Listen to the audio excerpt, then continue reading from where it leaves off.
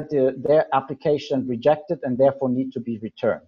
And that at the same time, return is an issue for all member states with a lot of practical complications. So that is why all member states do have a certain interest to send out a strong sign to those evidently not in need of protection to not even come to the EU. This would improve the system as it would reduce the numbers. The focus could be even stronger on those deserving international protection. And this strong sign can be sent out best from the border. So that's why there is a general consensus that border procedures do make sense.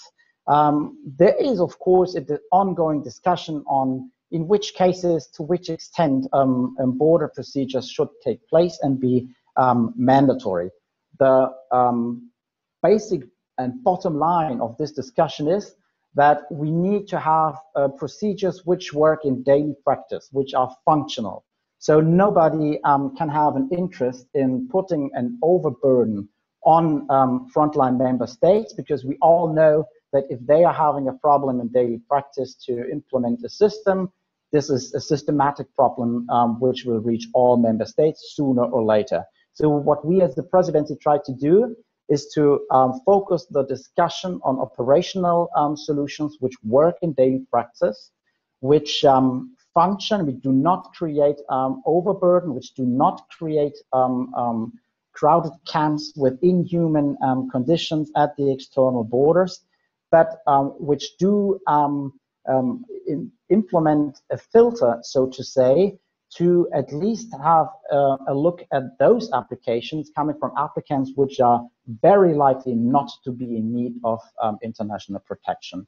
The Commission has put proposals on the table, which I think try to strike the right balance and which are a very good starting point for further discussions. Let me also point out, as a reaction to Minos, as the previous speaker, that vulnerables and also unaccompanied minors are addressed in this proposal already, and that they are excluded from border procedures by default.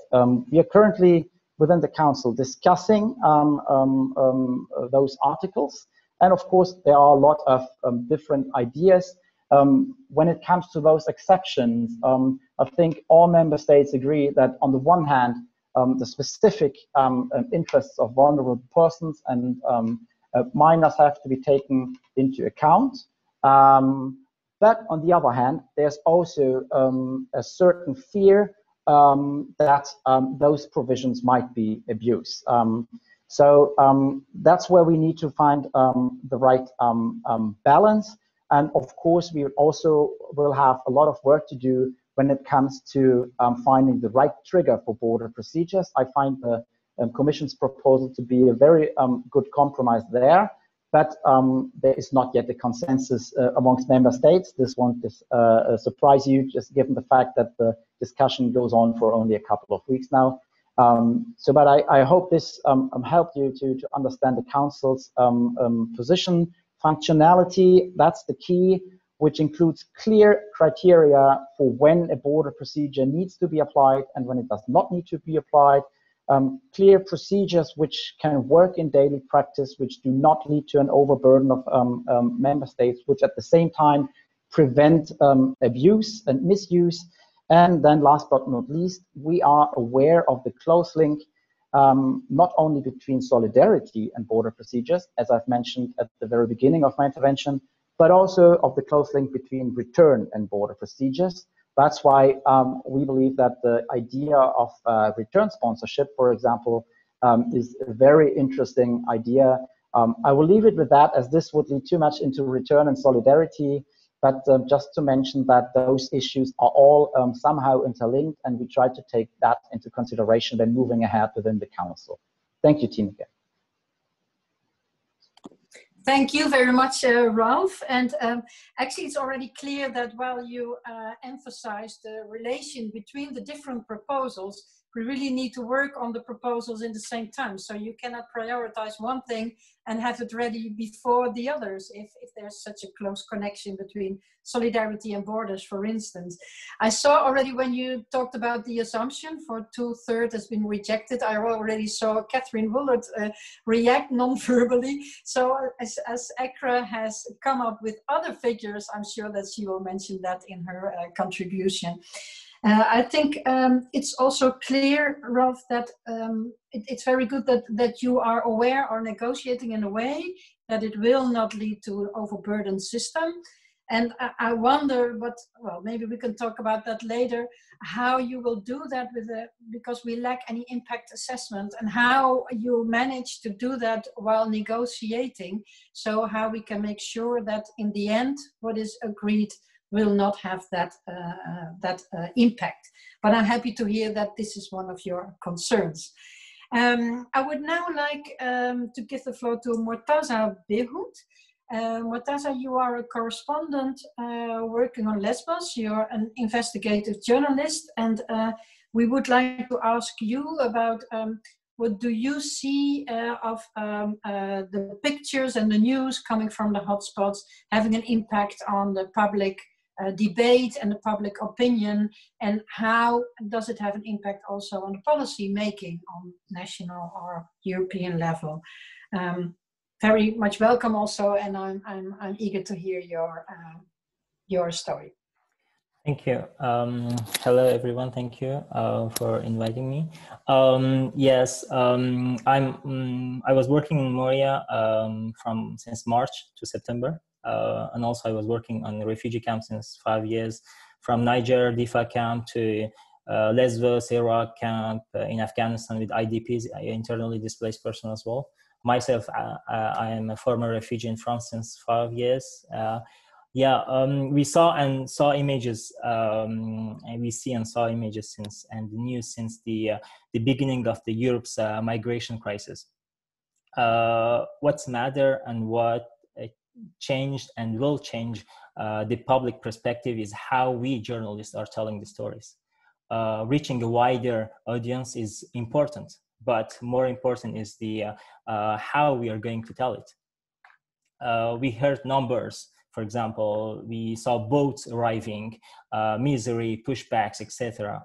And sometimes these are coming with fake news. The migration issue is more often mistreated by our media, European media. When we are saying migrant crisis or refugee crisis, is that migrant or refugees are the crisis, or are in the Europe's welcoming crisis? And this is the question that we have to ask us, what we are going to tell, what's our discourse right now through the media outlets or also as politicians. But right now, the reports and articles published already by the media since the beginning of March, President Erdogan opened the border. Many journalists, they were in the field in order to reporting about the boats coming only, speaking about numbers, how many arrived on the island, how many arrived in Europe, but not about why they are coming, what's their stories. And that's why today, for example, in France, 7 out of 10 French people do not really know about the migration and the integration, according to the survey by the European Commission. There is a lack of information for already arrived migrants and the new arrivals. They do not know right now about the procedure because they don't speak the languages. Right now, for example, if we talk about the discourse today, the discourse on migration turns around different forms of integration, about the economic, security, and the cultural. This discourse on migration in Europe definitely shows the rise of anti-immigrations. For example, about the feelings, what we feel today, the rise of Islamophobia, for example, and racism, and negative attitude toward migrants and refugees. For example, in the end of March, President Macron said, we are together with Greece to secure our European borders. nothing about protection of refugees and migrants, while media were covering. They were in the field covering about the arrival of boats. And that's why these words, refugee, migrants, are coming with the war, conflict, terrorism, etc. The European discourse by the president leaves the doors open to the fears and ideologies. NGOs, associations, we saw them, they are already in the field, they were in the field, they are all right now on Lesbos, and researchers, for example, journalists, a few journalists, they are there as well. They are trying, alerting the situation, what is happening since the beginning. But we cannot understand the reality, what is happening without the local voices and local reporters, what is really happening in Afghanistan, in Syria, in Iraq, Mali, Somalia, and without listening to them and learn about the lifestyles, why they're coming. That was my third times to go to the Lesbos island in March 9th. The lockdown started. I passed my part of my quarantine confinement in Moria. I was sleeping in a tent as well. I was part of very few journalists in the island. I was reporter for the correspondence for Arte TV, German-French TV there. I received threats from a Greek right-wing parliament member and was assaulted, receiving threats, messages by his supporters. This is how affected the a few politics in Greece because they do not want to show what is happening in the overcrowded Moria camp and why burned. For example, it's a question everybody asking why Moria burned, why, who is the responsible? But the fire that was the third time that the fire happened in Moria, that Moria burned since March. One child of 6 months burned in March. In April, and another fire, and finally the third fire that everything burned. Today's, in the first third month of after March, we had some transfer happened. How the media workers, they were alerting situation. We were sending the images to the television, European television, especially for French television as well, by telling what's happening, giving them voice to the refugees. Well, what is their own stories, for example, the security in the camp. There is no European standard. In the largest refugee camp, no water, electricity, for example, and we do not know this because the European people today, when they don't know what is happening for them, how they can understand about the welcoming, integration, for example, welcoming them in a country. 5 years ago, I arrived in Paris. I didn't know anyone. I was sleeping in the streets for 2-3 months. Today I'm French, and I really understand if you talk to them in a language that you can understand. If you can understand, they can tell their stories, because there is a as I said, lack of information, because they do not speak, sometimes speak the languages. Today we need media, I think, and the migration education in schools, in high schools and universities. We have to put it in the pact, actually. I don't know if it's in the part of the pact or not, but we need the media and migration education in schools, high schools and universities. Same for the parents as well, to better understand this pact and the reality of migration. Questo patto è la realtà della migrazione. Et la réalité de la migration. For your perspective, I think it's very important to emphasize how important it is that journalists and also NGOs, for instance, are there on the ground and also show us the reality of what is happening. And you make clear very well how important it is that the lack of information, both from refugees and from the inhabitants of Europe, should be improved, and that also politicians should be aware of the language they use and the narrative that they choose, because that really makes a difference. So thanks a lot, and also thanks for your work and for your courageous work that you and many investigative journalists are doing.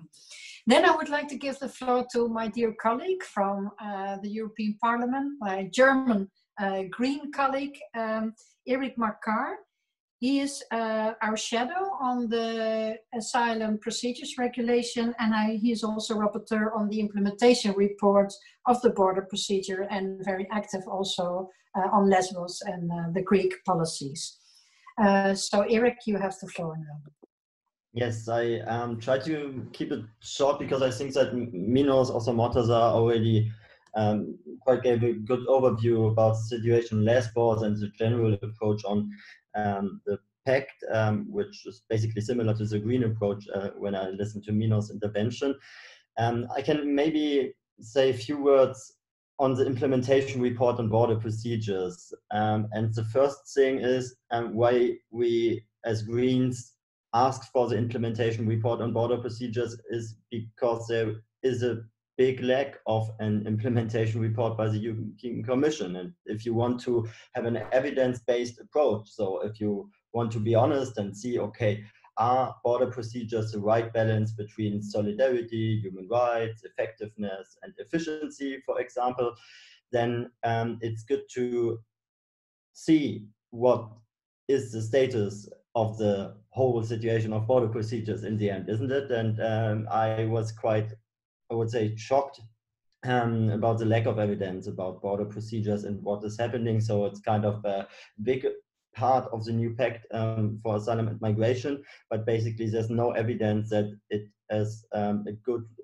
instrument to fulfill the objectives which are also written down very nicely in the new pact for asylum and migration. So if there is no also legal impact assessment and you don't have a general legal overview, it's very hard to see how border procedures perform in practice. And one, I cannot speak about the whole report, but one of the findings is that although the border procedures are applied very differently in member states, very similar issues arise. And that's basically, to keep it very short, the dilemma between the situation where people are in detention and the time where they should be in detention should be as short as possible. So basically they should not be in detention, but when they are in detention, they should be there as short as possible.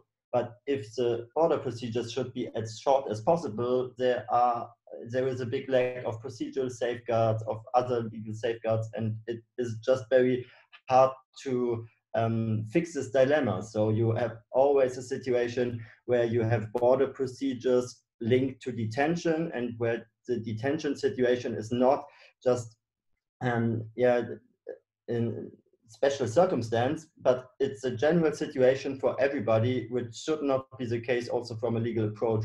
If you just look in the law at the moment, and if you also look in the Global Compact for Migration, where it is written down that, of course, member states should find alternatives to detention, but they are not doing it. They have a new pact proposal now where this is a very also obligation of member states to put people in detention in border procedures, although it's not written down there. So we have a general situation where the whole border procedures, also the refusal of entry, the fiction of non-entry, are basically not there to make a solidarity approach on the asylum system, but where the main approach is to reduce the freedom of movement of people, to reduce the procedural safeguard, to reduce access to also humanitarian aid in the end. And that's a basic problem. I would say that if you talk about the green perspective, it would be a good start to see how we can get an evidence-based and also an honest discussion. So I was in several meetings. I was in a meeting with Tineke half an hour ago or something on the EU Trust Fund for Africa, where it's basically very nice that the European Commission and also the Council saying every time what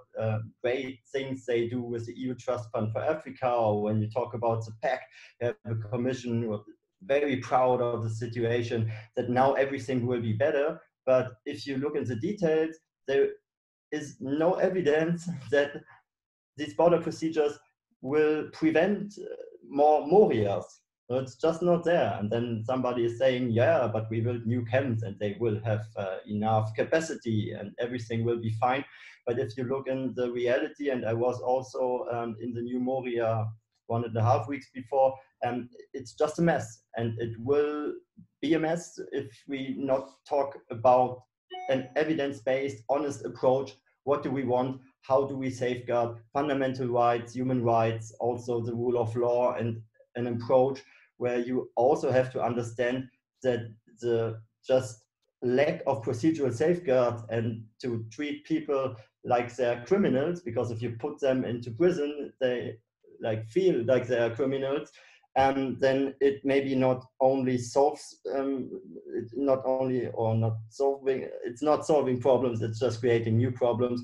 And I think that's a basic problem of the discussion of the last years. And I'm honest, I think that if there are no substantial changes in the approach of the European Commission, also European member states, in the end, we will not solve, we will not deal with the challenge of migration in the 21st century in a way where we don't feel ashamed of in the European Union. We talk about pushbacks and stuff in the next panel, but I wanted to say that it's very hard for me to trust member states who are basically not telling the truth to parliaments. If you ask them about pushbacks, about torture, about things which are happening at our external borders, and they are just lying, how should I trust these member states that they really want to have a solidarity approach to refugees in the end, if they are saying this? So to build trust between the member states, but also between the European Parliament and the member states and the Commission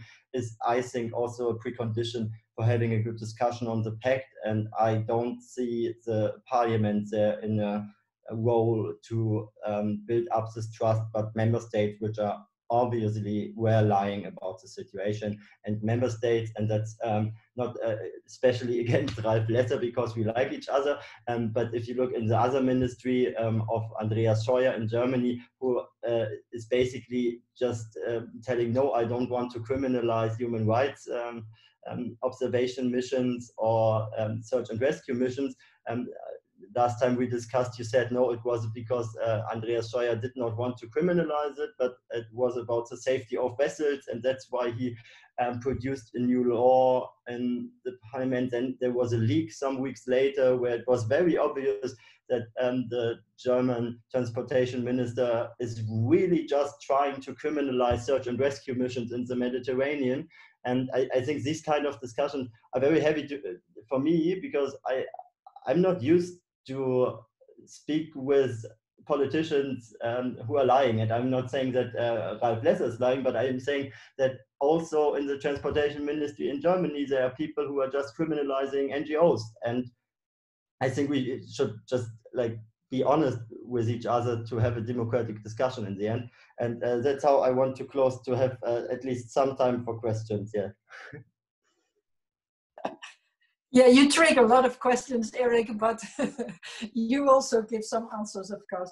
Thank you for your input. And indeed, mutual trust is not only necessary among the member states, but also, of course, between all institutions and also with the public.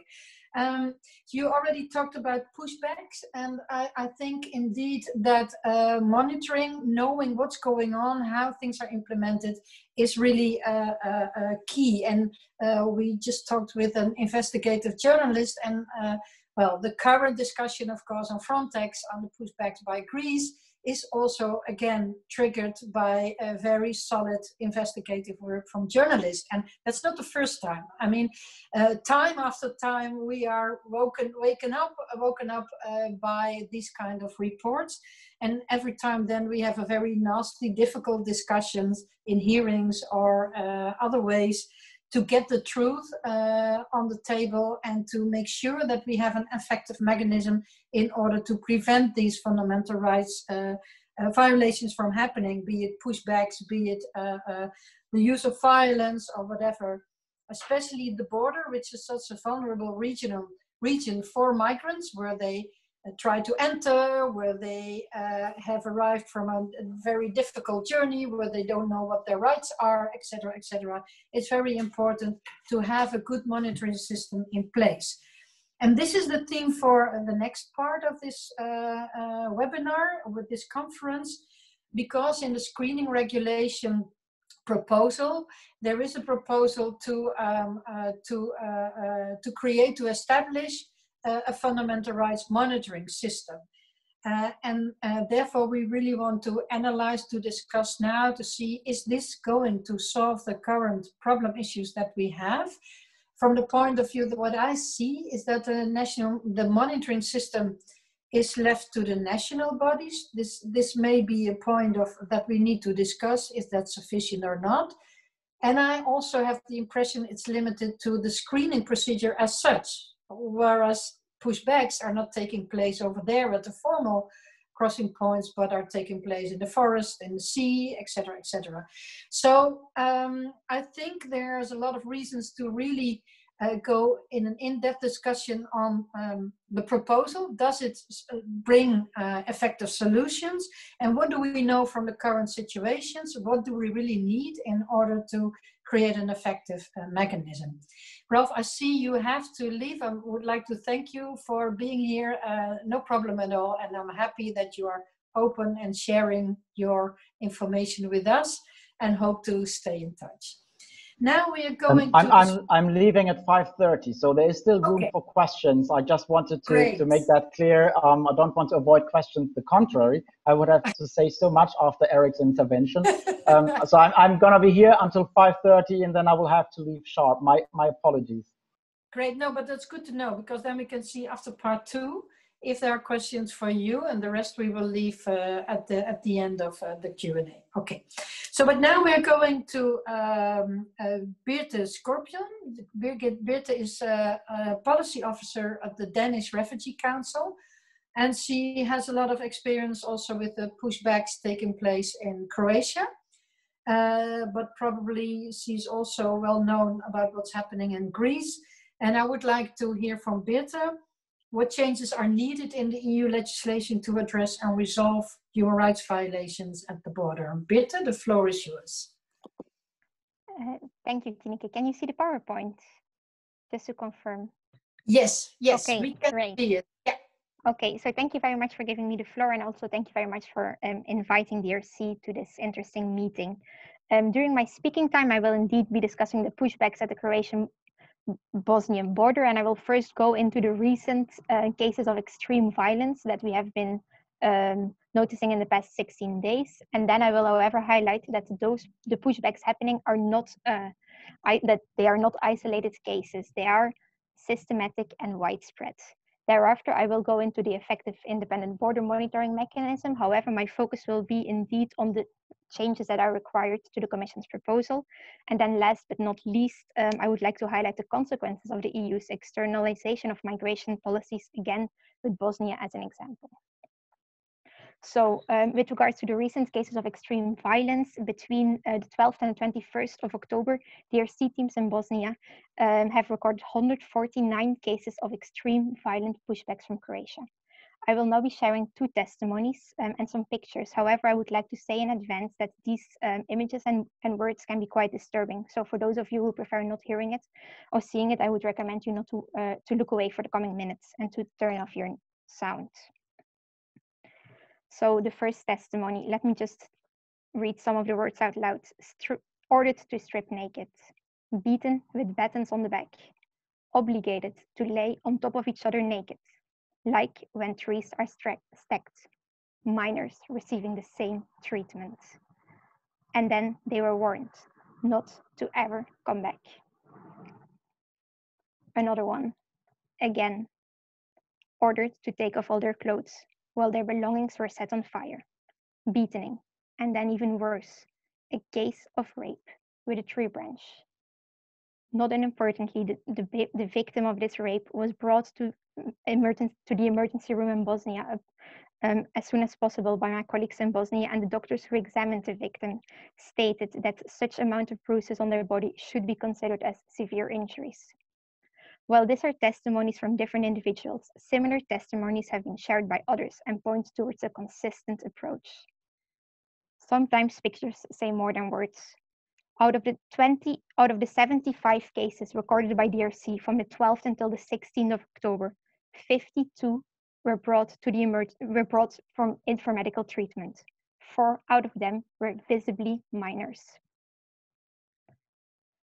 It is, however, important to recall that while the violence during these past 16 days has again reached new levels of severity, the continuous numbers of reports of pushbacks and accompanying violence points towards a systematic practice of violence, abuse, and deterrence.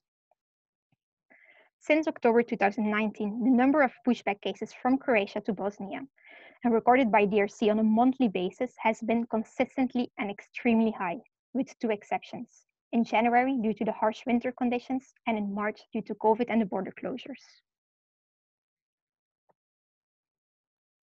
The pushback testimonies recorded by DRC routinely report physical violence, denial of access to asylum procedures, and abusive and degrading treatment, theft and destruction of personal property.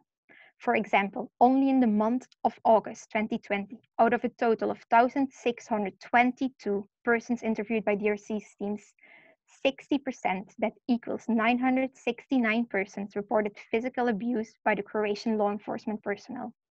And over 80%, that equals 1,327 persons, reported theft or destruction of personal property. And finally, a map on the locations where these pushbacks have been taking place. And this to highlight that it's not only at one border crossing point, but that they're happening along the entire border. It goes without saying that first and foremost, our recommendation is that the violence and the pushbacks must end. These practices are clearly not in line with EU law. No legal framework has to be changed, as current practices violate human rights law, the EU asylum, migration, and Schengen acquis. Member states should therefore be called upon to comply with existing legal frameworks, and not only Croatia, as pushbacks are not limited to one border. Similar practices are happening at many of the EU's external borders, and even some of the internal borders. Compliance with the EU acquis also requires effective investigation in a credible and transparent manner of allegations of pushbacks for both member states, but also EU agencies. And this brings me to the next point, the need for an effective border monitoring mechanism. The recently proposed pre-screening regulation indeed includes a human rights monitoring mechanism.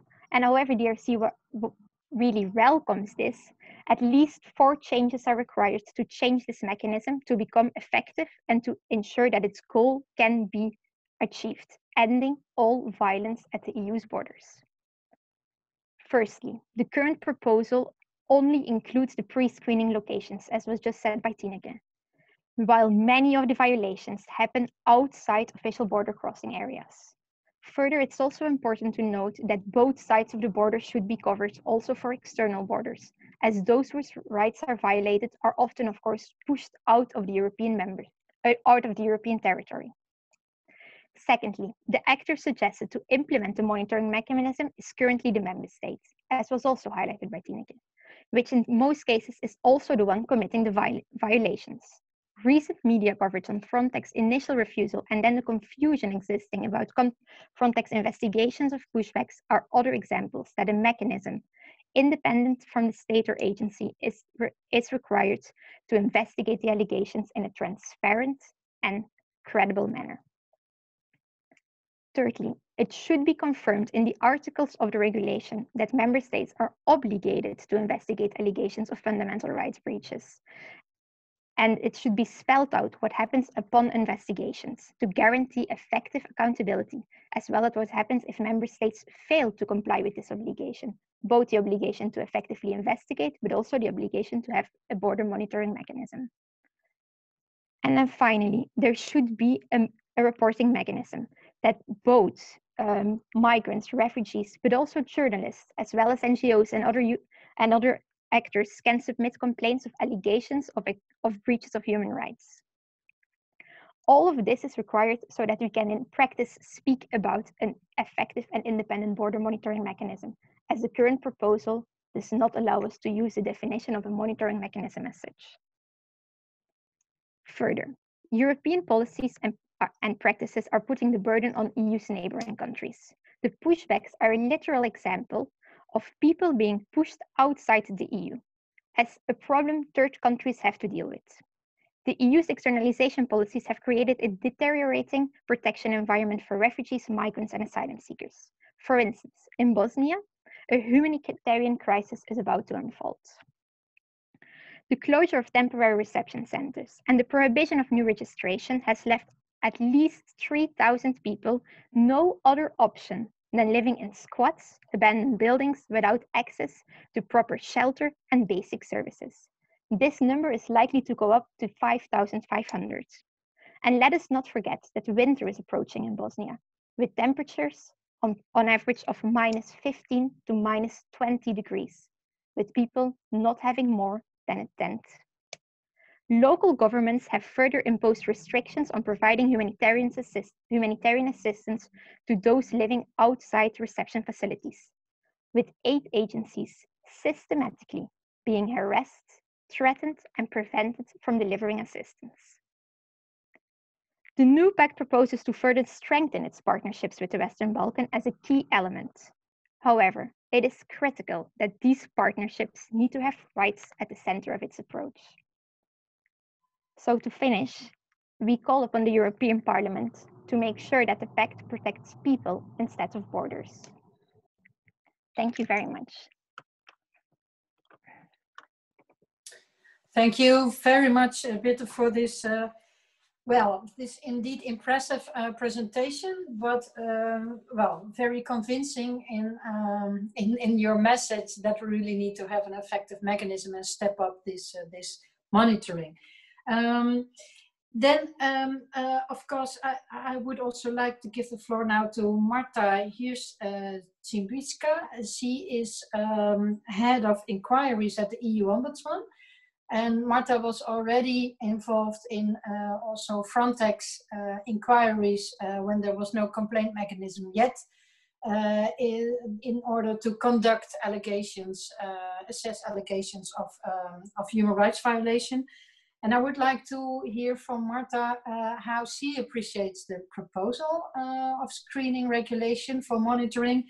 And maybe, Marta, you can also say something about the interrelation between the national monitoring bodies and the EU monitoring bodies, because we have the need for monitoring at the EU level, Frontex, and at the national level, the member states.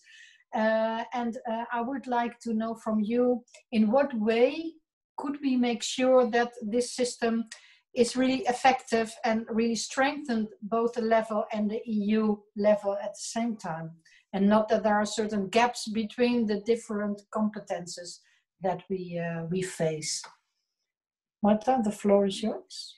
Thank you very much. Thank you very much, Tineke. First, I want just to say that I have now new duties at the European Ombudsman Office, and I am a principal advisor and a charter compliance, which gives me a lot of new possibilities also to continue the work on Frontex and fundamental rights issues. Well, so we look at the Article 7, of course, of the Commission's proposal, and yes, try to analyze it from the perspective of the Ombudsman work. Interestingly, this article appears to distinguish between dealing with complaints about violations of fundamental rights in the screening process and the monitoring of fundamental rights compliance. We see in the Article 7, there are these features for the monitoring, which of course are good, put there together, independence, that the subject of the monitoring should be compliance of the screening with European law, international rules, national rules and detention, that the monitoring bodies may be national or international, that the monitors could also be NGOs, etc. So this is a very positive development. On the other hand, however, when the Ombudsman community read this proposal, I think some may have regretted that the Ombudsman were not specifically mentioned in the Commission proposal. And we would advocate that where the Ombudsman with the mandate to protect fundamental rights exists, he or she should be assigned tasks of monitoring the compliance of the screening procedure at the borders as regards the national actors taking part in it. And I will speak afterwards about the European Union actors. I think it can only be beneficial for the protection of rights that the Ombudsman investigate allegations of non-compliance with fundamental rights and provide for the monitoring. In fact, this is what many ombudsmen, national ombudsmen, are already doing. In many member states, ombudsmen monitor compliance with fundamental rights. They are national human rights institutions, 12 member states. They act as national preventive mechanisms under OPCAT. They visit the places of detention. It's in 18 member states, as we heard, and we know this screening, 5 days, etc. It looks like detention. Ombudsmen know a lot and monitor forced returns under Article 8.6 of the Return Directive in 8 member states. And in addition to monitoring, many national ombudsmen assure the protection of fundamental rights by dealing with complaints. They undertake ex officio investigation, they produce recommendation reports, and they checking fundamental right compliance in the detention centers at the borders, specifically scrutinizing the situation of children, vulnerable migrants. They deal already with many complaints, many issues concerning the rights of people with of the rights of asylum seekers. They deal with pushbacks, non-compliance with refugee law, universal human rights principles, etc. And of course, right to good administration in response to allegations about the lack of individual assessment of each case or collective expulsions. The ombudsman procedures are flexible, quick, and effective. Even if the decisions are not binding, the persuasion normally produces a better result because the outcome is not only active but also educative. Many ombudsmen scrutinize the border police and check whether police effectively investigate complaints themselves about the excessive use of force by police officers and whether the police guarantee the safety of all persons who work in the field, such NGOs. And also, I mean, their work is transparent. They report annually on specific some issues to parliaments, and in their reports, those who have different duties like national prevention mechanisms, for instance, they put a special part about this, and reporting obviously is extremely important, and what you knew about as a result of monitoring. And finally, the ombudsman by definition are independent. But of course, independence also means having sufficient resources to carry out the mandate. If the ombudsman receives an additional mandate to monitor the fundamental rights compliance and the border screening procedure, the additional budget should come with it. The ombudsman community in the Union is joined in the European Network of Ombudsmen, which is chaired by the European Ombudsman. And this committee may altogether ensure the full protection of rights. The European Ombudsman being in charge of complaints against the European administration, national ombudsman in charge of complaints against a national administration. And at the pre-entry screening, we will have, of course, also the European Union actors, Frontex, EASO. The cooperation between Frontex, EASO, national authorities, of course, is very important. But it's equally important that this agency's involvement in the screening process should remain also under scrutiny. And this should be naturally the scrutiny of the European Ombudsman, whose competence is to deal with instances of maladministration in the work of European institutions, bodies, and agencies. And in this way, if we have national ombudsman monitoring what it is done by national authorities in the screening process and beyond, and the European Ombudsman, who is scrutinizing EASO, Frontex, then we could close the full cycle of the protection, monitoring, and promotion of fundamental rights. We, as Tineke said, we had already at the European Ombudsman Office quite a number of interesting investigations concerning Frontex, EASO. Even we investigated the European Union-Turkey deal, but I mean the Commission in this context. But as regards, for instance, the Frontex investigation, we conducted them in parallel with members of European Network of Ombudsmen, which means they conducted their own investigation at the national level about the same issues like forced returns, for instance. we are working now to launch an investigation concerning the complaints mechanism and the Frontex, which was the idea of the European Ombudsman following her investigation into Frontex. Fundamental rights officer is in charge, but also national ombudsmen are somehow involved.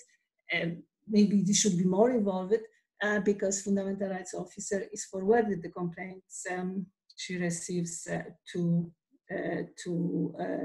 human rights institutions at the member states, not only to national ministries. Well, now to conclude, because there are so many things which were already said, Birte made a fantastic analysis of the monitoring proposal. So I would just say that there will be certainly many challenges for the monitors who, whatever ombudsman or not, and the cooperation with the Fundamental Rights Agency, of course, will be extremely helpful. I will say challenges, this was already mentioned. I think Eric said that, yeah, we have these 5 days or 10 days if arrivals and big numbers. It's a very short time. Abuses of rights are inherent in such quick procedures. We will have certain unequal monitoring conditions. I don't speak even what is a huge difference with different border crossing points, but also the administrative capacity of concerned member states may have a huge impact on the process, how to deal with this screening or pre-entry phases, if you wish. Finally, what was interesting also to read in the Commission proposal is that the Commission says that the screening doesn't entail any decision affecting the rights of the person concerned. No judicial review is therefore foreseen regarding its outcome. But I will say, what about the Ombudsman review? For the Ombudsman to be able to deal with a complaint, it may not be required that the complainant is affected individually by a decision. And we have of the proposal, we speak about the referral, so the outcome of the screening. And I think the implementation of the new law must provide an answer to this and other questions if this law is adopted as it is, but maybe there will be changes. To conclude, I would say that we are very happy that we are, for this invitation, that the Ombudsman was not forgotten somehow in these puzzles. This is the word used by the Commission to illustrate the pact. It's a very proper word, I would say. We certainly could offer our experience in dealing with complaints, the European Ombudsman, I wish to say, and also our experience cooperating with national colleagues. Certainly the site, as I said, should be closed. This should be the monitoring, of course, of national actors at the place, but also the European actors. Thank you. Thank you very much, Marta, for this rich contribution. I'm also happy to hear that you are currently also assessing the complaint mechanism of Frontex, because we're still, well, it's fascinating to hear how it effectively works, to what extent it's independent enough, etc. Maybe not everyone knows, but we managed in the new regulation on Frontex to get an amendment adopted that foresees in 40 additional fundamental rights monitoring. They are still yet to be recruited, but we really hope that next year we will have those people in the field observing what's going on. And of course, it's also clear that we have this monitoring bodies all around, that they need to be able to execute their mandate. And we know there's sometimes really difficulties in certain countries, like in Croatia, for instance. And that is also important to have a proper follow-up, of course, of what they, in the end, manage to report.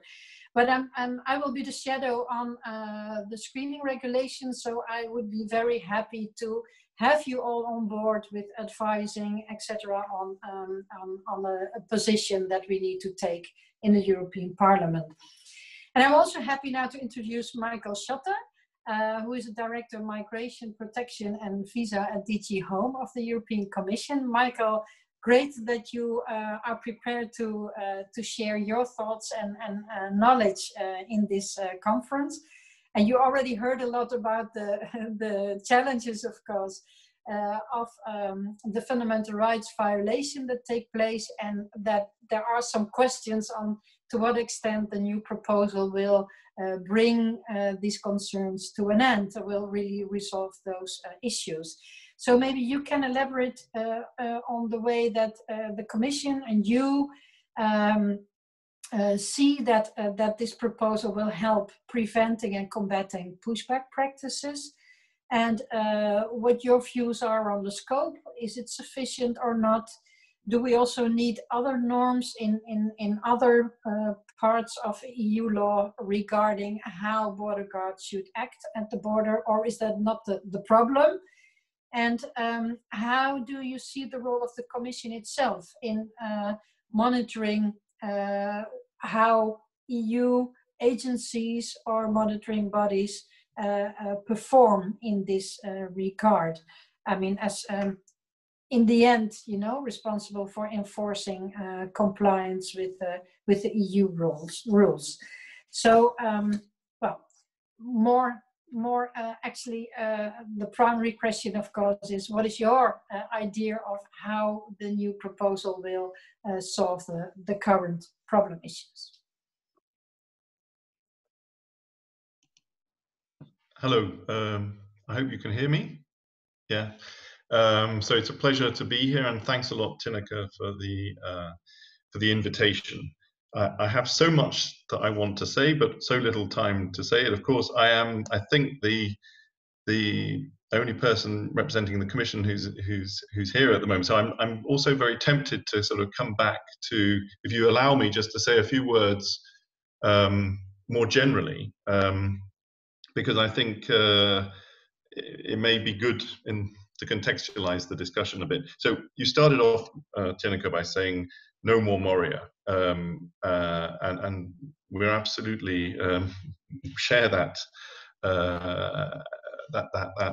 reflection, and indeed that really lies at the heart of the pact that we put on the table on the 23rd of September. And you know, we're under no illusions that this is one of the most difficult issues on the table anywhere. In Brussels, it's confronting our societies how to deal with this, and you're right.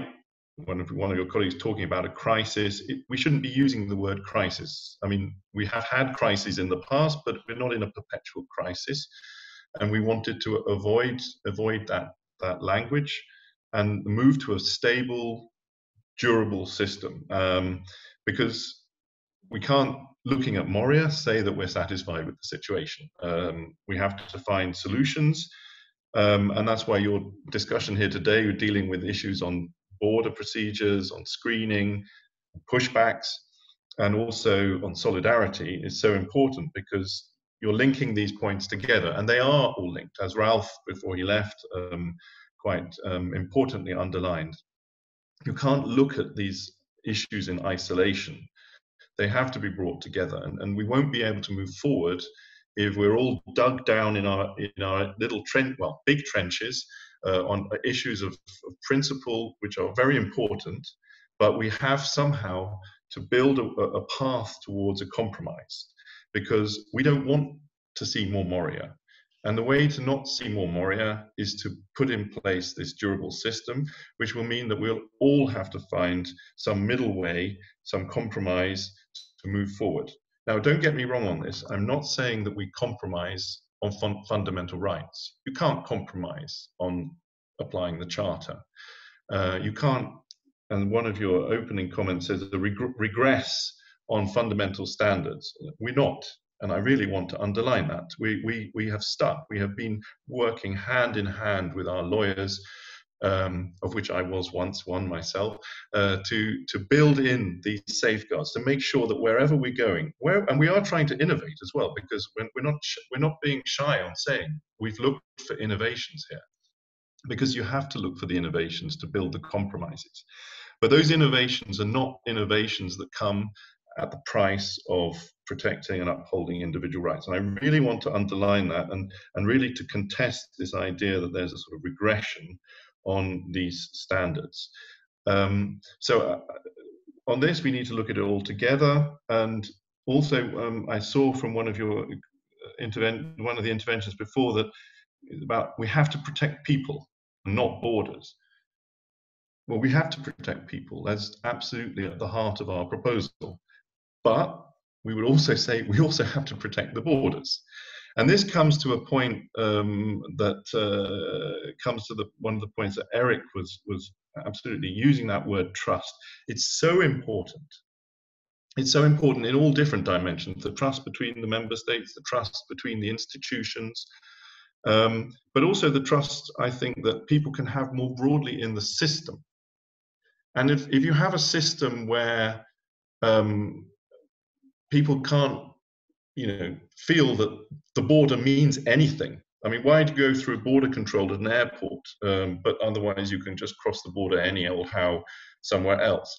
People have to also trust that there are proper systems in place to protect the border. And that brings us to the discussion we're having today, and also about the trust involved, the trust other member states can have in the system, but the trust that we can also avoid the mess that we've seen in terms of procedures that don't work properly. So we wanted to tackle these issues head on. We saw that to get the balance right for solidarity, but also for the procedures at the border, you have to deal with both of these issues hand in hand. You can't tackle one without tackling the other, because you'll just end up in deadlock. And so that's why we have come with this, and we have come with the border procedures. It has involved us looking at the issue of how to make the border procedure work efficiently. And that's something that's absolutely crucial, but not at the compromise of protecting people's rights. And then we also come to this question, and now I come to answer the question, because I know I haven't been given all day to hog the program, of the screening and the pushbacks. Now, screening is a very, very important part of the overall proposal, and it's part of what we considered was very important to boost the trust in the system. But the trust in the system goes in many directions, and we see that within the scope of that proposal, and you're right, Tineke, the screening proposal has the scope that the screening proposal has, and therefore this monitoring provision in it, of course, comes within the scope of the proposal. But that's not to say that it's not a very important provision that we've put on the table there. And it's of really great importance, because we see very clearly that this is a really troubling issue, this issue of pushbacks. And we see it coming back far, far too often. Now, you asked some questions at the beginning about the role of the Commission. So I'm going to answer them in sort of reverse order in a way, because I start with the role of the Commission. The Commission's role here is indeed as guardian of the treaty. And having been dealing with infringement proceedings throughout my whole career, I have some experience in this. It's easy for us to deal with infringements that are written down in a statute book. It's easy for us because we can see the evidence is there, and we will rely on the member states to give us the explanations, etc. But we can tackle those easily. Much more difficult, and very, very difficult, is what we call incorrect application problems of law. And in these situations, you need evidence, and you rely on the member states through the principle of loyal cooperation between member states and the Commission to provide us with that information. We don't have a kind of hit squad that can go out and sort of monitor the border ourselves. We don't have the resources for that. We depend on member states and the trust that goes through member states, the trust that Eric was referring to earlier, which is written into the treaty. And that's how we uphold the law.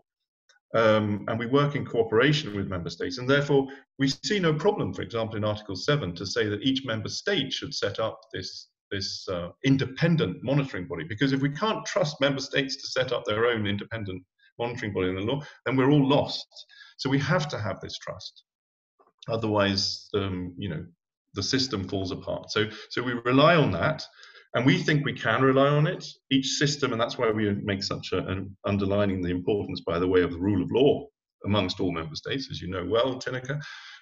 So we depend on this structure and the trust that we can place in member states. And that's why we have this architecture in Article 7. And we think that that can add real added value within the scope of this screening regulation. Now, when it comes to other aspects within the scope of the European Border and Coast Guard regulation, for example, that you just mentioned, it's absolutely right that we built in there that strong fundamental rights component to look at what the agency does. So within the scope of that regulation, we tackle the issue, as you say, and we're very happy about that, and we will be looking to see that that is well implemented through our representation in the management board, but not only to see that. We have every interest in seeing that that new regulation is now rolled out, not just the 10,000 in the standing call, but also these 40 fundamental rights officers who have such an important role to play. And just coming back finally to the last intervention on the role of ombudsman, we very much value the role of ombudsman in the situation in Croatia, which of course all these allegations, Croatia, concerning Frontex, for example, over the last weekend, we take them very seriously. We find them very, in the pictures we've seen over the weekend in the press concerning Croatia are very, very disturbing. And we are looking into all of this. We take it very seriously. We have planning a visit to Croatia to look into this more. And we work closely with the Croatian ombudsperson. I just wanted to make that point as well, because we see the role that these bodies can play. I'll leave it at that, but I see that there's many questions we can have on that. But I just do want to underline how troubled we are by these allegations of pushbacks and how seriously we take it. And this Article 7 in the screening regulation is testament to that. Thank you. Thank you very much, Michael. You're also triggering a lot of comments to make, but I will keep it very short. I just want to say that I think indeed it could be a first step, but it's that it may not be enough. And you emphasize the trust in the member states, but if you also look at the Dublin system, this trust has certain limits, right? I mean, if there is convincing evidence that that something else is happening than what member states say, that you should act on the basis of that evidence. And therefore also we need to have trust in monitoring bodies, that if they come up with other evidence, that should be a basis for action. And as we also have with infringement procedures on legislation or practices, we have a complaint, the way that, a possibility for actors to complain at the Commission. And yeah, that should be a basis also for starting actions, and not only information that you get from the member states, I would say. But okay, that's I know you agree with me, but this is always, it's always a matter of I understand the difficulty that the Commission has, but in the end, you're there also to make sure that the rules are complied with. And it's not always the case, unfortunately, that we can just trust the member states on the blue eyes if they say certain things, But nevertheless, I mean, I would really like to give the floor to Saskia, also my dear colleague from the LIBE committee. Saskia is co-chair of the intergroup on children's rights, but also a shadow on Eurodac, which is also part of the new pact. And Saskia was also together with Eric and me in Croatia. It seems already a long time ago, but things have only deteriorated, if I understand all the reports. But it's still very vividly in my memory what we saw and what we heard by then. And therefore, we would like to ask Saskia also to reflect on this proposal and what we could do in order to make sure that human rights violations are prevented. Saskia. Thank you very much, Tineke.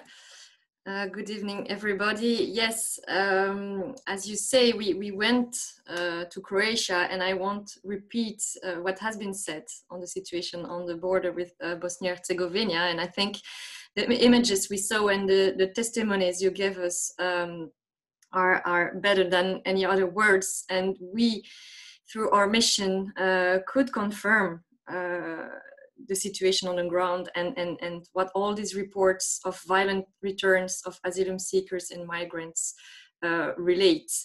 It was clear that the only people who are insisting that illegal pushbacks are not happening in the EU largest external land border are the Croatian authorities themselves. And that's where it's, as you said, Tineke, sometimes hard to work on a trust basis, because here we could testify that it's not possible to work in this way. So what then? UN agencies, Croatian ombudswomen, civil society, migrants and asylum seekers themselves showed us clear evidence of what is happening. People reported being beaten. They showed us, they explained also to us what's the game to cross the border and to be pushed back, and all the consequences on the human issues. And nearly 40% of them, of the pushed back people, are children. And so, contrary to what the Croatian government and the European Commission also say, it is evident that there's no human monitoring mechanism or no proper monitoring mechanism. The existing one is not effective. Why? Because, and the ombudswoman also testified on this, because the area concerned by the pushbacks is not controlled. The green line, the green border, is out of scope of the mandate. But that's where the pushbacks are taking place. And so there is a need to reinforce the possibility to have a real independent mechanism and to give the access to the areas that are concerned by pushbacks.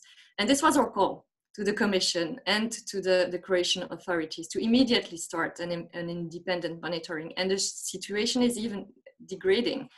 So it is hard to hear that yes, the Commission is willing to work on fundamental rights, but that still there is some kind of denial of what is going on at our borders. So there's an urgent need for a proper exam of all complaints and thorough investigation into this allegation. And you said it, the Commission's role is to ensure compliance with the European rules and the fundamental rights. So how to proceed? If there's a denial on both sides, what is clear from today's session again, the pact states that fundamental rights mechanisms should be put in place, but we have no details so far of how this will be concrete and concretely operationalized. We welcome this commitment, of course, and it's some kind of answer to the situation on the ground. So maybe we could see it positively and say, okay, we are going a little bit further by recognizing there is a problem.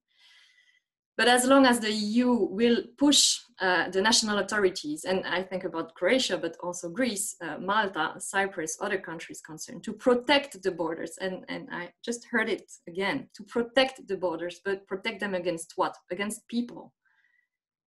Against people seeking for asylum. We're not talking about an invasion, a war, a virus. We're talking about people.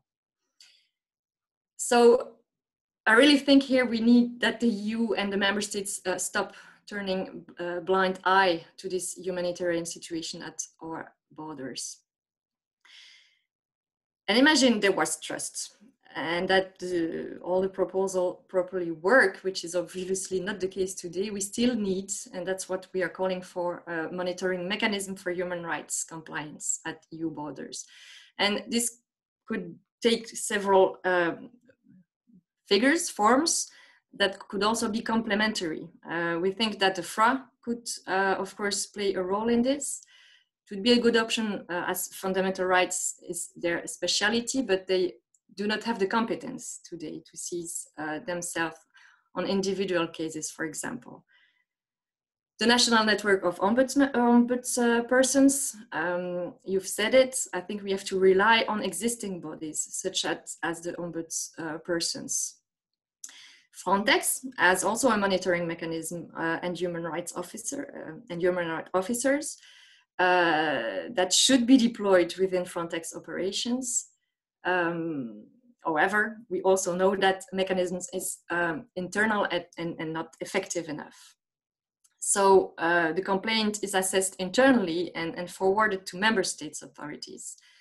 And it does not result in proper investigation. And as Tineke also mentioned, it needs to be reinforced, and hopefully we will soon get there. But other forms that could be complementary to this mechanism in the context of this mechanism is the role of the national courts, which are also competent. The EASO also, which status are currently under revision to turn it into an asylum agency. But the only focus is on asylum. It could play a role in monitoring how right to asylum can be accessed. Another point of attention is the situation of human rights compliance when concluding arrangements and agreements with third countries. How is this operationalized when it comes to control and human rights monitoring? And will there also be a mechanism for this cooperation? And then the border screening regulation. The previous speakers already talked about this screening regulation. It is acting as a pre-sorting facility, sorting primarily by country of origin, among other things. Sorting people, those seeking international protection, whose nationality has an EU-wide average recognition rate of less than 20%. Those people have to undergo an accelerated border procedure. And during the screening procedure and the border procedure, they are considered as not having entered the country. So as many as possible are to be sent back immediately from the border. However, how will the Commission ensure, in this situation, fair asylum procedures in mass camps at the border? We don't see here the solution, and it has been said, and I repeat it, to situation in camps such as Moria. Isn't that a direct threat, again, to the rule of law at our external borders? The screening regulation includes a mechanism, a monitoring mechanism of fundamental rights. And it is with no doubt a response to the situation, again. But instead of monitoring by independent organization, giving it back to the national and to the member states will not give a proper answer, as I said it just before. And what if the member states, as it happens now, as it happens in Greece, do not apply the obligation to complain, to follow up? How to ensure independent monitoring gets access to the places where the pushbacks and the violation of fundamental rights are taking place? How to lead proper impact assessments also? How to make sure the violations are sanctioned, which is not the case today. How to make sure also transparency is ensured. So again, I think we have existing structures, existing bodies, the ombudspersons, the independent and civil society organizations, prosecutors, that need to be reinforced. And independent bodies need to receive appropriate funding to respect a real independent monitoring mechanism. And finally, I will end by saying also this needs to go along with the end and the effective end. And this is also in the pact, but how to ensure it's applied in member states of the criminalization of NGOs. I think this is also important to mention. And finally, how to make sure that migrant people, that refugees also have a proper access to justice. This is another issue that needs to be addressed and that will probably have the occasion to come back on when it comes to the victims' rights strategy. Thank you. Thank you. Thank you very much, Saskia, for the position that we as Greens actually share and your concerns.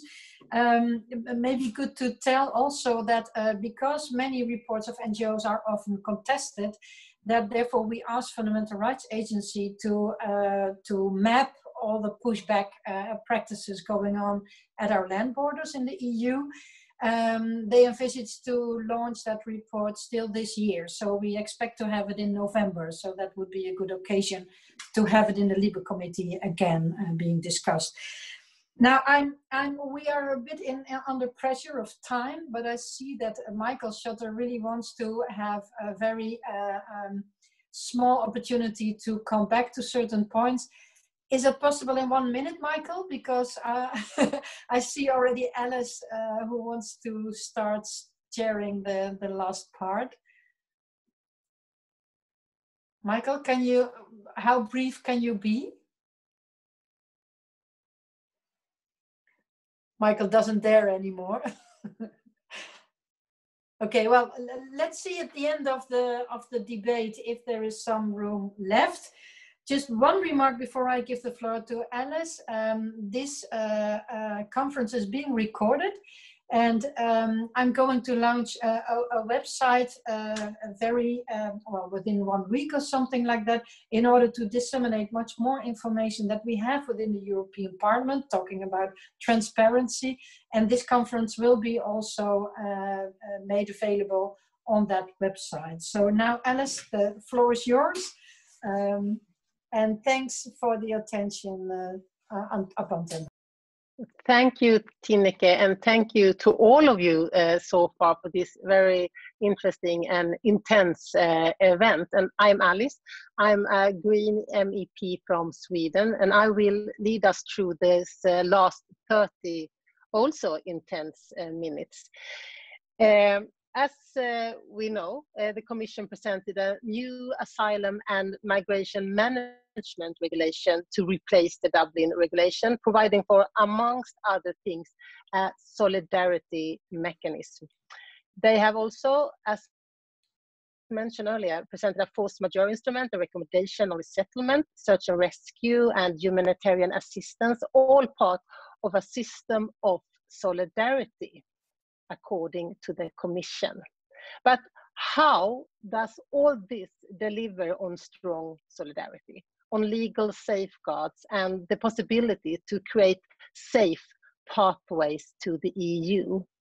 In this next panel, we have invited experts representing especially those groups of people mostly affected by the new regulations and directives: asylum seekers and migrants.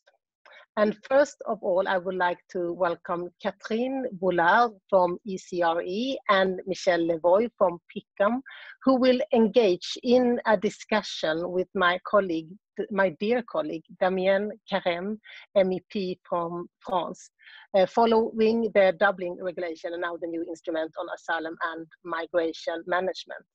I will let our two guests intervene, and then Damien will comment and ask questions. And then finally, hopefully, we will have some minutes for some Q&A. But first of all, Catherine, the floor is yours. Welcome. Great, thank you very much. So I've been asked to comment on the regulation on asylum and migration management, which I'm going to call the RAM for short, just to save time. So ECRE also believes that the priority should be compliance and not reform, but we accept that the European Parliament will likely want to engage with these proposals. So what I'm going to propose are some suggested recommendations should there be engagement in this process of analysing and then negotiating on the RAM.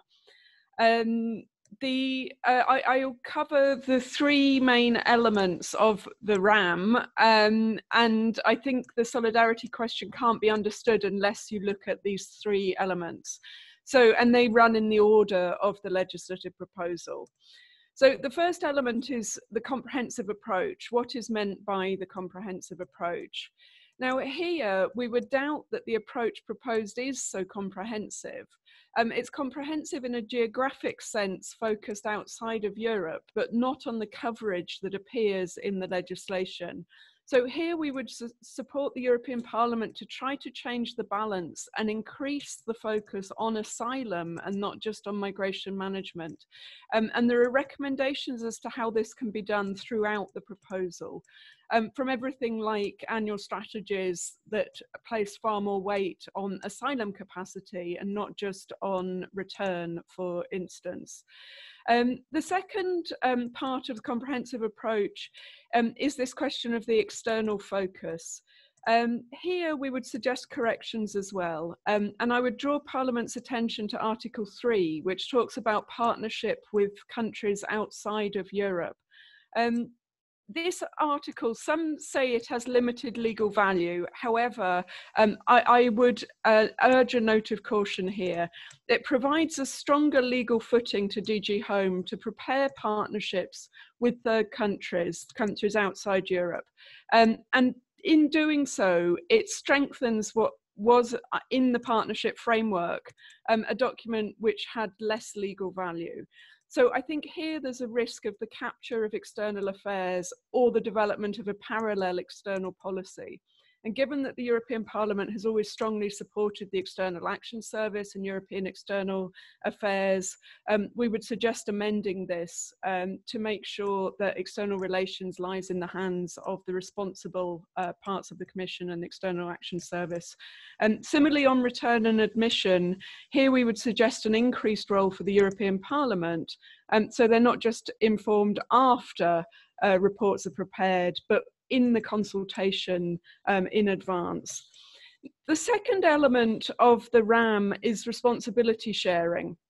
And this is extremely interesting because the claim that Dublin is dead has been shown to be rather premature. The basic rules are the same as Dublin 3, with some elements of the Dublin 4 proposal also introduced.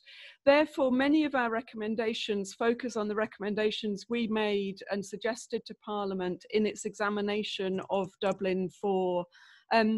There's also the question of what's happening in practice. And the European Parliament Research Service recently published an evaluation of the implementation of Dublin 3 that ECRE contributed to. In fact, Minos, while he was still at ECRE, did the body of the work there. And here the key problem is that the hierarchy in Dublin is not respected. Why would this be different in the RAM compared to Dublin 3?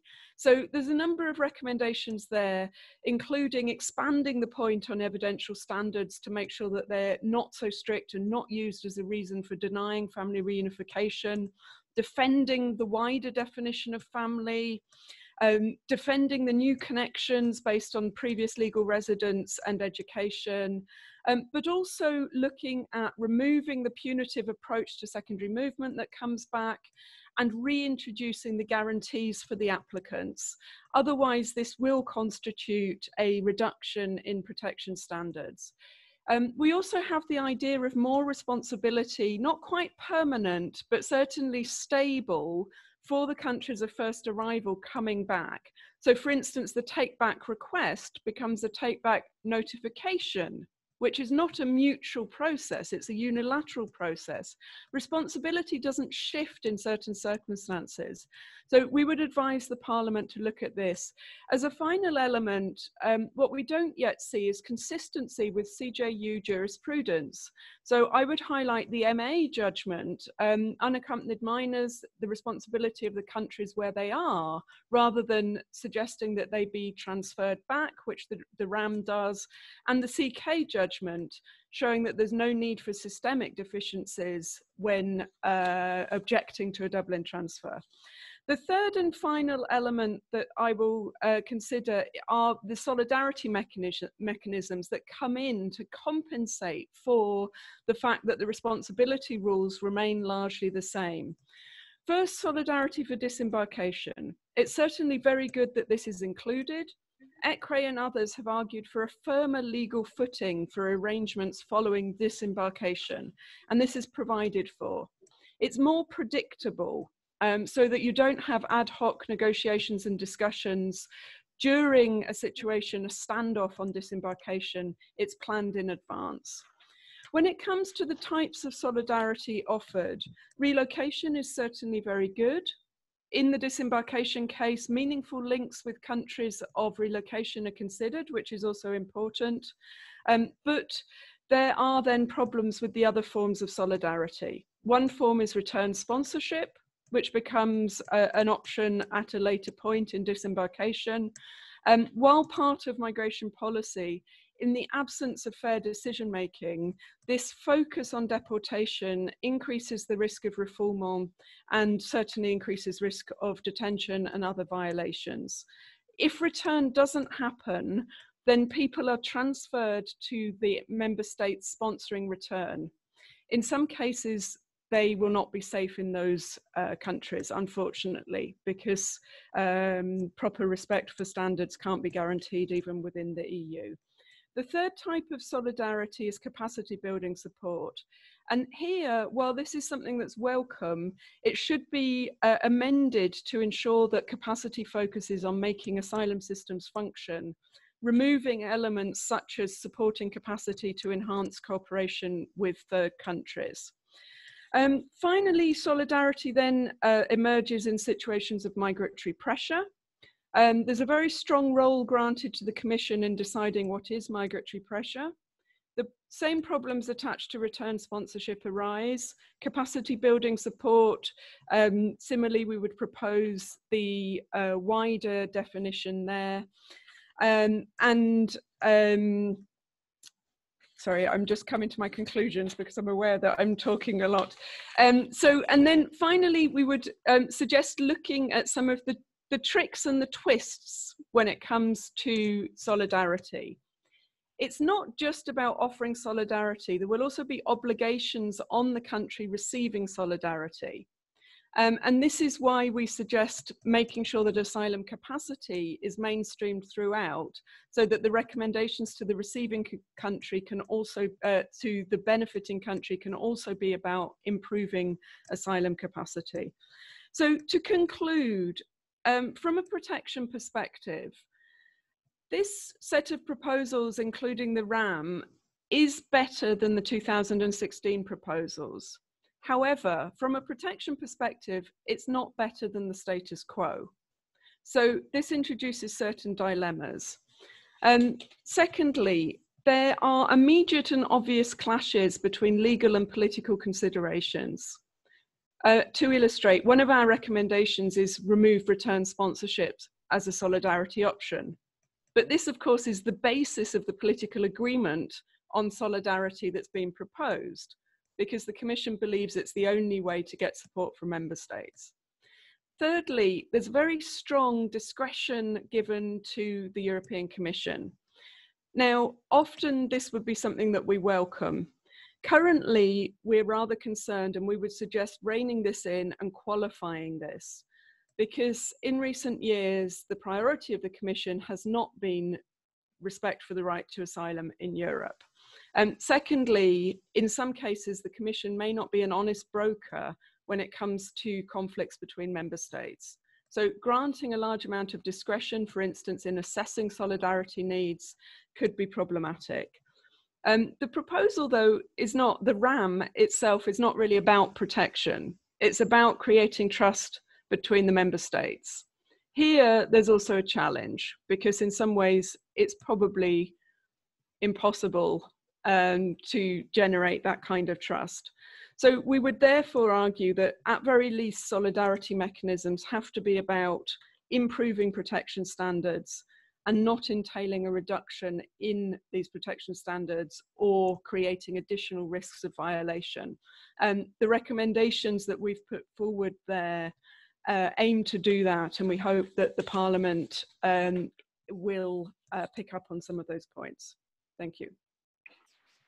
Thank you, Catherine, for a very clear message that we will consider in our work ahead. And now, Michelle Levoy, the floor is yours. Thank you very much, Alice, and to all the MEPs who have organized this very useful discussion. I was asked to speak on two issues. So the first one is what do we see as challenges in establishing and supporting local initiatives to support migrants and to counter the criminalization of NGOs working on the ground. And the second one is looking at the return sponsorship. So on the first one, in terms of this trend towards the shrinking space for civil society, we actually see that the pact might increase the shrinking space for NGOs supporting migrants. On the one hand, this is actually already visible within the EU. It's a trend that the Rizoma project found when it found that 171 people were criminalized under the EU Facilitation Directive in the past 5 years. So we, as many civil society organizations, MEPs, had actually called upon the Commission to develop guidance to better interpret the Facilitation Directive, underlining the need to ensure that humanitarian assistance shouldn't be criminalized in any form that it would take. However, the new guidance that comes with this pact, so the Commission has released guidance on what humanitarian assistance is concerning migrants. Unfortunately, we feel that this new guidance falls short of the commitment, mainly because it only invites member states not to criminalize acts that are mandated by law. So what do we see as the difference of acts that are mandated by law as opposed to acts which would be permitted by law? Providing food, providing shelter, providing a lift in your car, providing information would all be acts which would be permitted by law, but all of these things are excluded from this guidance, and especially if they're not carried out by an official NGO which is mandated to carry out such activities. So this almost exclusive focus on search and rescue risks leaving out activities which have been going on for many years, which civil society organizations and individuals have done to provide assistance, which is humanitarian in nature, to organizations. However, all of this is not necessarily life-saving, and so this is what is excluded from this new guidance. The proposal for a screening regulation also opens the door for a potential prohibition of NGOs' access to border facilities, as member states have no obligation to involve NGOs in the provision of information and fundamental rights monitoring. So the joint effect of these provisions and the weak guidance on facilitation will likely legitimize and allow expansion of practices of criminalization of NGOs which work at external borders. And we've seen cases that have happened in recent months in Hungary and Greece, and Croatia has been mentioned at length in the previous panel. So what do we recommend concerning this? First, that there should be a clear obligation for member states to allow NGOs access to border facilities, both detention and non-detention facilities, so that the NGOs can provide information, services, legal aid, and monitoring. It's interesting that in 2 weeks' time, the EU will actually well, it won't be under review, but it will be taking part in the Global Compact for Migration Regional Review for Europe. And if we just look at this GCM, the Global Compact, 18 of 27 EU member states have adopted the Global Compact. And in adopting it, they agreed to Objective 3 of the Global Compact, which is provide accurate and timely information at all stages of migration, including by providing newly arrived migrants with accessible and comprehensive information and legal guidance. So ensuring access to information during the pre-entry and the border procedures is a key way of upholding this commitment that more than 2/3 of EU member states have already agreed to. Secondly, we also recommend that the EU should give a clear message that humanitarian actions, so including activities at land and not just limited to life-saving activities at sea, all of these things should not be criminalized. The European Commission should also monitor cases of harassment, intimidation, criminalization, collect data, and when necessary, initiate infringement procedures. In the second part, that I was asked to speak about is the return sponsorship and any recommendations that we might have for the Parliament. So as Catherine has already explained, this return sponsorship, it's presented in the new regulation on asylum and migration management as this new form of solidarity amongst member states, which will apply in situations of migratory pressure or crisis. We also, in preparing for this presentation and also trying to understand how this return sponsorship would work, we were trying to think of different cases. So under this process, we have understood that one country which is under, for example, migratory pressure, let's just, for the case of this understanding, let's just take Spain, for example. Spain could receive support from another member state. And let's just say that that one is France, in order to document, to deport an undocumented person. So what does this mean in practice? France is the one who would support Spain, who is under migratory pressure. France could provide counseling on return and reintegration. It could use its program and resources to support voluntary return. And it could lead the policy dialogue with third countries to facilitate readmission, or it could organize the charter or scheduled flight. However, the person concerned, so the undocumented person, would remain in Spain during the whole procedure, and Spain would be responsible for upholding its obligations under the return directive. And as Catherine had also said in the previous intervention, if the person is not deported within the 8-month time period, then they would be transferred to the country that would be supporting the member state. So in this case, it was France.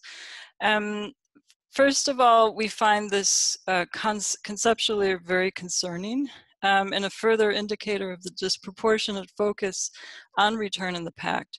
We actually counted the word return more than 100 times in the Commission communication in the Pact alone. And actually, in comparison, the term rights appeared only 14 times. So we actually find, in terms of the values that we actually heard quite a lot about in the previous panel, that it's quite paradoxical to consider that solidarity can be expressed in deporting people. And we also were thinking of a number of practical risks. The first one, who's going to be concerned by this? The possibility that member states could indicate the nationality of individuals that they want to return under the scheme actually raises serious concerns about discriminatory policing and profiling of people in communities of color. So once again, let's just think of a practical situation. For example, France could commit to return people from Venezuela, a country with whom France has a readmission agreement. In this case, Spain could organize a police raid to apprehend people who might look like they could be from Venezuela.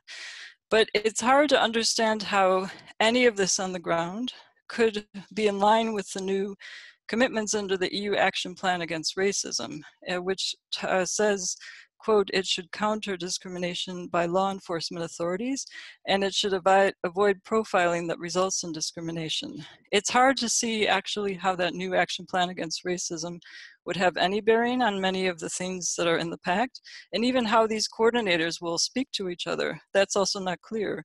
Will the new action plan against racism coordinator speak to the return coordinator, as an example? These kind of questions are still to be determined. And we should also not forget that children are not exempt from the return sponsorship policy, which also raises questions about how the best interests of the child would be thoroughly assessed even during such procedures. Another concern is how will this return sponsorship program work in practice? We feel that the number of different actors involved in the return process may lead to gaps in accountability. For example, the threat of the transfer to another member state, if return is not carried out within 4 to 8 months, risks acting as a perverse incentive towards speeding up returns at all costs with little consideration for human rights.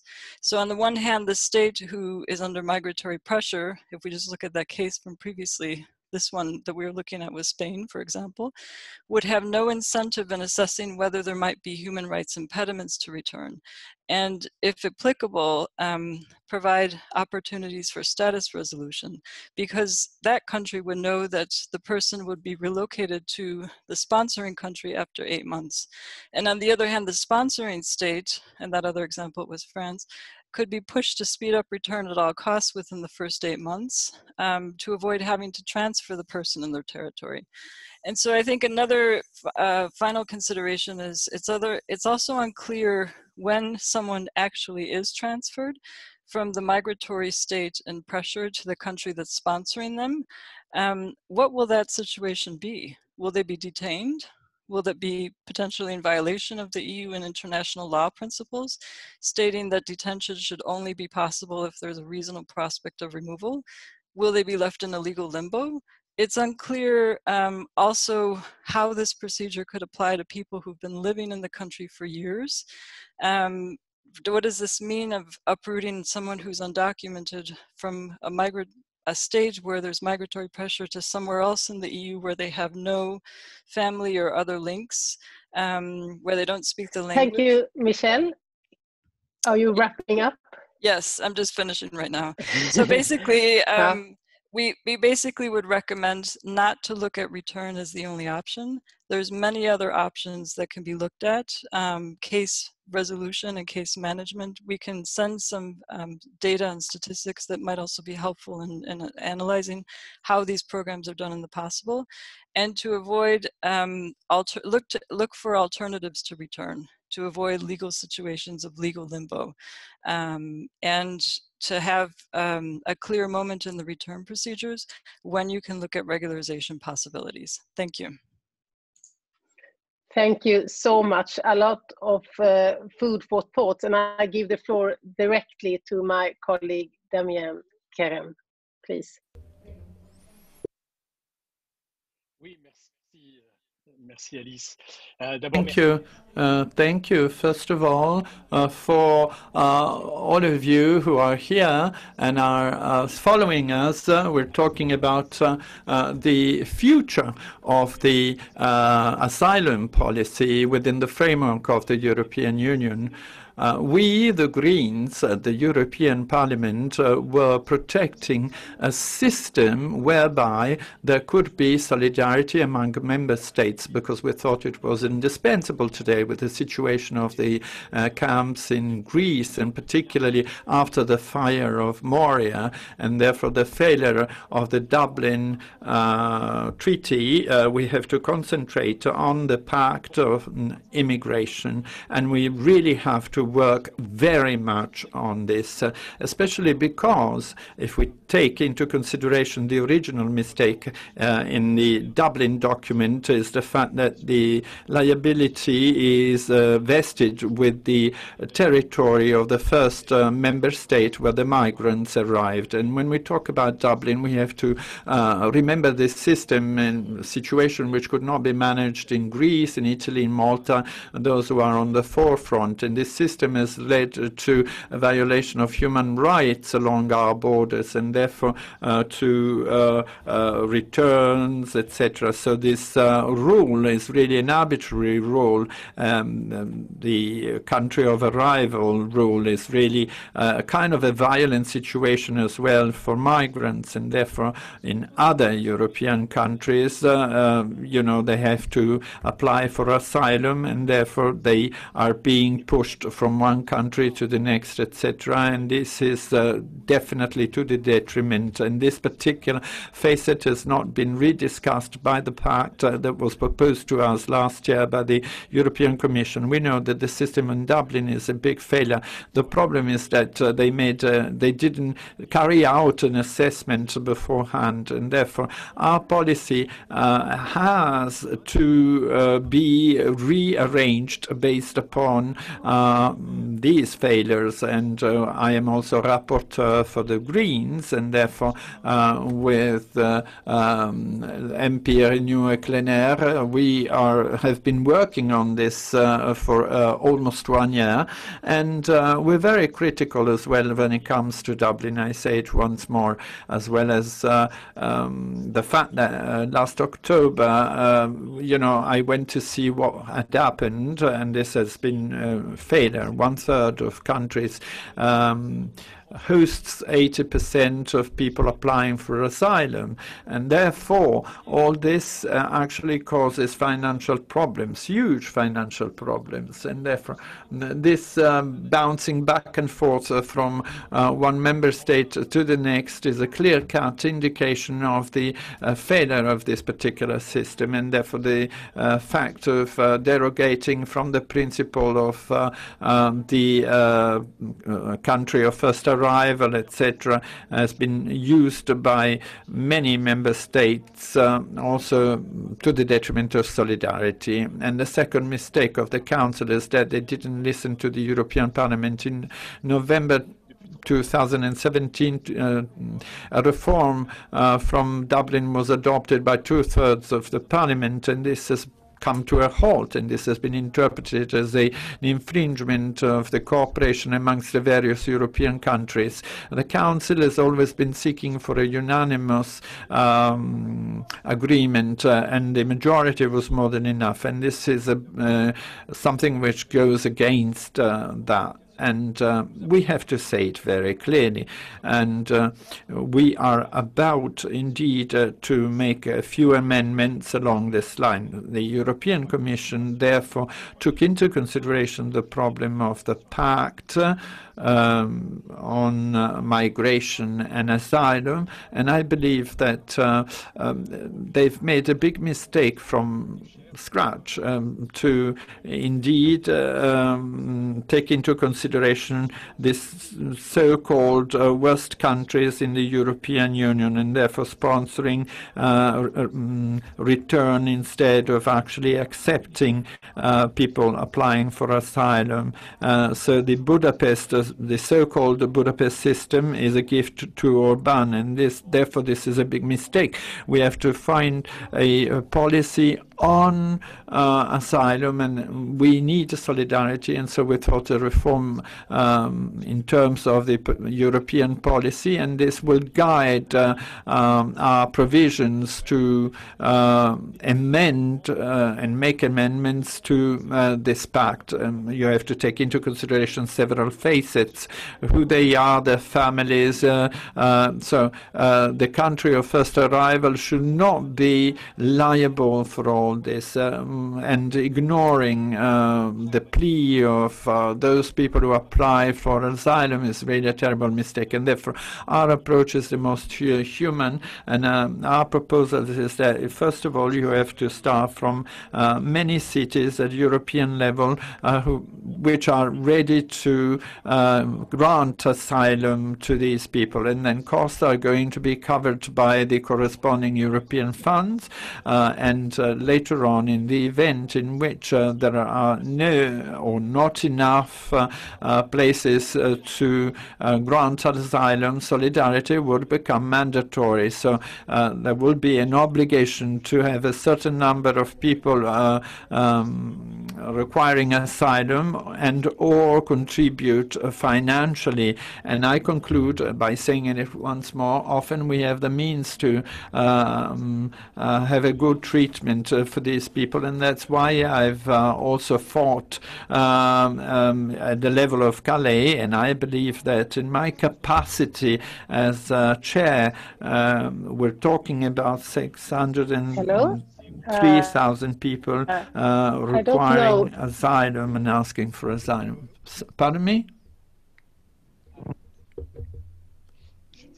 Well, hello, can you hear me? Well, sorry, I conclude. I would say that in 2019, we accepted 0.13% of the people who were asking for asylum, because 90% are migrating in the country, in the bordering countries. So we can actually take up the challenge of solidarity, and all this is really indispensable. Thank you very much indeed, and we need to go on with our fight. Thank you very much.